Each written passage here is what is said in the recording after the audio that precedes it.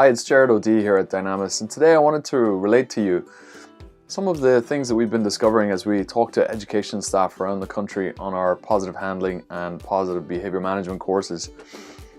One thing that staff tell us is that sometimes the most difficult behavior they have to deal with in a classroom in their school, particularly in primary schools now, is the younger children that they have in reception in year one, kind of early years stages of education, where these children have yet to develop the awareness of consequences, the idea of what following the certain rules might bring them in terms of benefits and so on. And what staff tell us is that there are some children who, when they reach that crisis moment and they're really aroused and escalated, that they will be very difficult to bring down, to defuse, to de-escalate at that point. There's a point on the escalation curve, if you like, where they reach the point of no return, and quite simply staff have to let the behavior play out, or they have to take hold of the child at that point.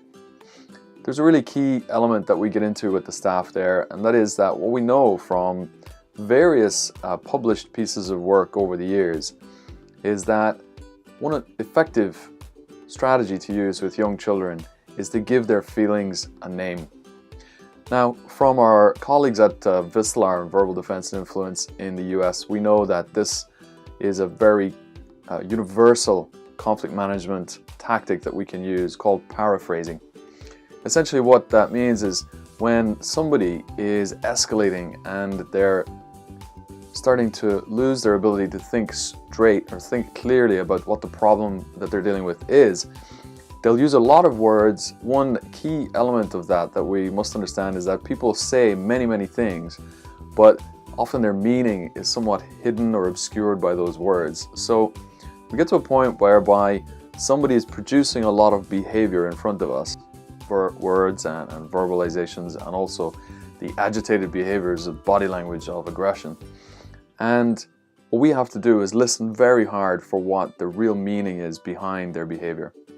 And this is never more so than with a toddler. And I know from experience, I've got 3 young children myself, that when you're dealing with a young child, it can be very effective to give their feelings a name. And so what we mean by that is to take the person's meaning that's being communicated to you and to wrap that meaning in your own words, perhaps sometimes very simple, straightforward words that the other person can understand really clearly. So for a toddler, and I'll give you an example with my son, one day he got very upset that his mum was leaving to go out shopping for the day. So I just left the house and shut that sliding door, and he could see her walking to the car, and he immediately broke down into floods of tears and quite a lot of noise. And in order to intervene with him and try to help him to bring his attention back into the room and to get involved in something else, I simply said to him, "Hey, are you sad? Are you feeling sad because Mummy has left to go shopping? Is that what you're feeling?" And he turned around to me. The volume immediately dropped to almost nothing. The crying stopped.